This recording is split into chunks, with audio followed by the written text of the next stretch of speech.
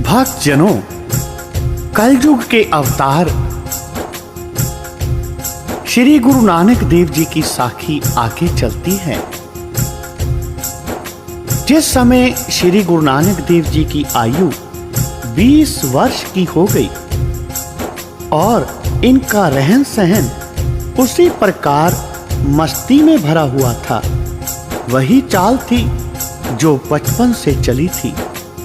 जिधर मन माना चले जाना और जहां बैठना वहीं बैठे रहना, शरीर धरती पर और मन अकाल पुरुष की ओर लगाए रहना, यही आपकी दिनचर्या थी। एक दिन एक साधु वहां आया जिसने नगर के बाहर आसन लगाया। तब नानक जी उसके पास जा बैठे। उस समय श्री नानक जी के हाथ में एक स्वर्ण की मुंदरी थी तथा एक गड़वा जिसे लोटा कहते हैं। उस साधु ने गुरु जी का परिचय पूछा। उत्तर में गुरु जी ने कहा, मैं क्षत्रिय का पुत्र हूं। लोग मुझे नानक निरंकारी के नाम से बुलाते हैं। उस साधु ने कहा, हे नानक, आप निरंकारी हो और हम निरंकार के हैं, इसलिए हमें कुछ खाना दीजिए। इसलिए गुरु जी ने अंगूठी और गड़वा साधु के आगे रख दिया। उसने कहा, यह अंगूठी और गड़वा आप अपने पास ही रखो। गुरु जी ने उत्तर दिया, पुरुष को चाहिए जो कुछ कहे उसी पर अमल करे। तब साधु ने कहा, हे नानक, तुम सत्य रूप में निरंकार हो तथा हम मिथ्या ही निरंकार के बनते हैं। तब श्री गुरु जी अपने घर को आ गए। गड़वा और अंगूठी लेकर साधु 9-2-11 हो गया। कालू जी ने पूछा, नानक, लोटा और अंगूठी कहां है? गुरु जी खामोश रहे। अति कुपित होकर कालू जी ने कहा, नानक, तेरा मेरे घर में ठहरना कठिन है। अभी निकल जाओ, मैं तुमको अपने घर में नहीं रख सकता। मैं तुम्हें समझा समझा कर थक गया हूं, परंतु तुम्हें ज्ञान नहीं होता, इसलिए जिधर मन माने चले जाओ। इस बात की सूचना राय बुलार को मिली। तब राय बुलार ने कालू को बुलाकर कहा, हे कालू, आज फिर क्या हो गया है? कालू जी ने रोष से कहा कि हुजूर, आज मेरा अनोखा लाल लोटा और अंगूठी कहीं छोड़ आया है, बताता तक नहीं। तब राय बुलार जी ने धैर्य देते हुए कहा कि नानक जी को श्री जयराम जी के पास सुल्तानपुर भेज दो, वही ठीक रहेगा। यहाँ तुम भी प्रतिदिन क्रोध करते हो और नानक जी भी दुखी होते हैं। जयराम जी के निकट निवास करके किसी काम में लग जाएंगे और सब ठीक हो जाएगा। कालू जी ने राय बुलार का कथन मान लिया। राय बुलार जी ने एक पत्र अपनी ओर से जयराम जी को लिखकर अपने पुरुष के साथ श्री नानक देव जी को सुल्तानपुर भेज दिया। उस पत्र में लिखा कि आप इन्हें भली प्रकार रखें तथा किसी काम पर लगवाएं। केवल रिश्तेदारी ही ना जानना, अपितु इसे अपना समझकर प्रसन्न रखना। नानक जी के प्रस्थान पर माता तृप्ता जी उदास होकर कहने लगी, बेटा, मैं तुम्हें देखकर अति प्रसन्न होती हूं।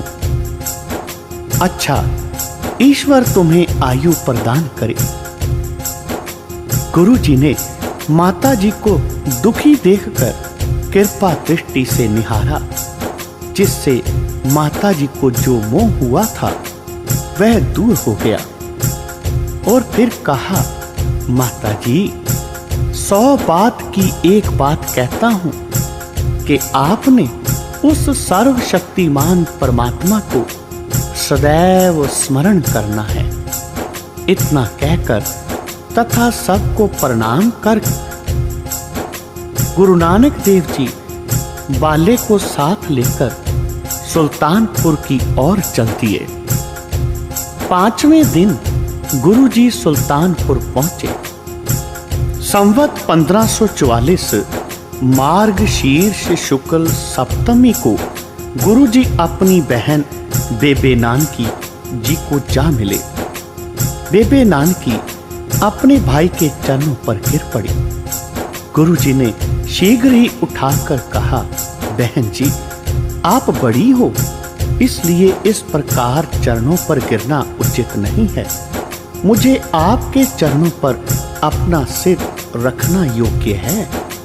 बेबे जी ने कहा, नानक जी, यदि तुम साधारण मनुष्य होते तो मेरे ही पांव छूने उचित थे, परंतु आप तो साक्षात्कार ईश्वर हो और संसार के उद्धार करने को प्रकट हुए हो।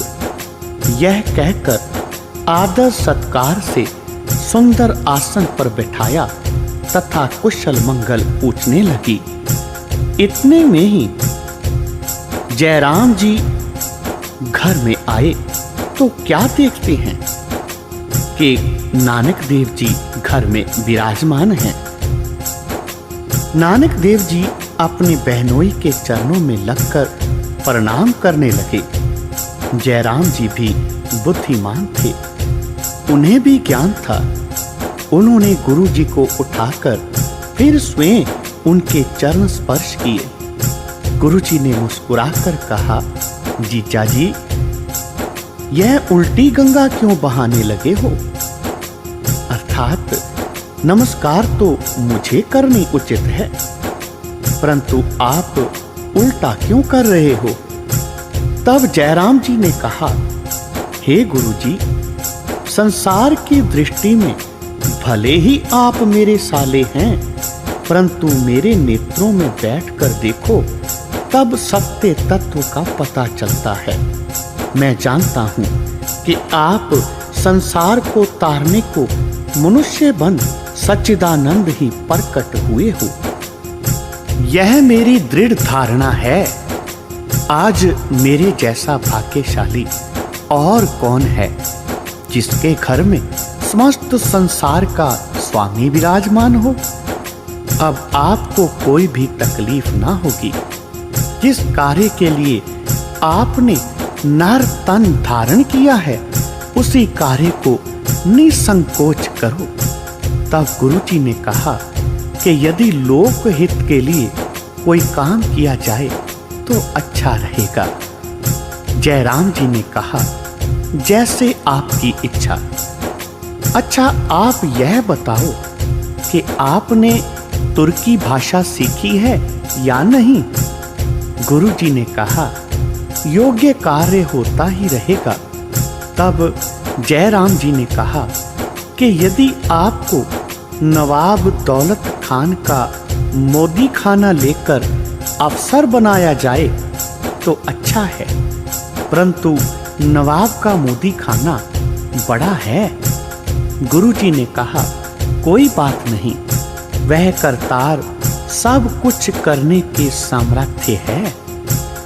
श्री गुरु नानक देव जी मोदी खाने का कार्यभार करने के लिए तैयार हो गए।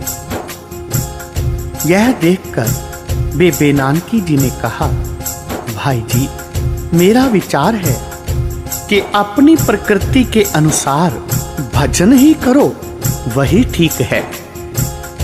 जहां भगवान हमें खाने को पहनने को देता है, वहां आपका भी गुजारा हो सकता है। आप तो परमात्मा के रूप हो। फिर नानकी जी ने जयराम जी से कहा कि आप नानक देव जी को संसारी झंझटों में ना डालो। मेरा भाई तो साधुओं का प्यारा है, इससे काम नहीं लेना चाहिए। इस पर श्री गुरु नानक देव जी ने कहा, बहन जी, पुरुष को सदैव कमाकर ही खाना उचित है, इससे पवित्रता होती है। तब बेबे नानकी जी ने कहा, जैसी आपकी इच्छा।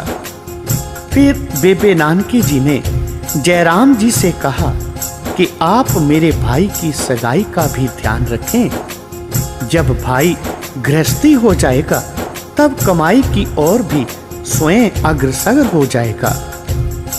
जयराम जी ने कहा, सुनो जी, जब काम पर लग जाएगा तब स्वयं सगाइयां चली आएंगी। इसकी चिंता व्यर्थ है, उतावली होना ठीक नहीं। तब नानकी जी ने कहा, मैं तो नादान हूं और आप बुद्धिमान हैं, जो कुछ भी उचित होगा वही करेंगे। तब जयराम जी ने मार्गशीर्ष शुक्ल चतुर्दशी के दिन नवाब दौलत खां से गुरु जी का मेल करवाया और जयराम जी ने नवाब को कहा कि आपने एक बार मोदी खाने के लिए कहा था, सो आपके हुक्म अनुसार यह जवान जिसका नाम नानक देव है मैं लेकर आया हूं। आप इसे मोदी खाने का काम दो। नवाब ने श्री गुरु जी की मनमोहनी ईश्वरीय सूरत देखकर प्रसन्न होकर कहा कि नानक देव जी बुद्धिमान, दृष्टिगोचर होता है। आशा है कि मोदी खाने को भली प्रकार संभाल लेंगे। यह कहकर मोदी खाने पर श्री नानक देव जी को लगा दिया गया। बेबे नानकी जी को अति प्रसन्नता हुई। बोलो जी पाई जी वाहे गुरु, वाहे गुरु, वाहे गुरु।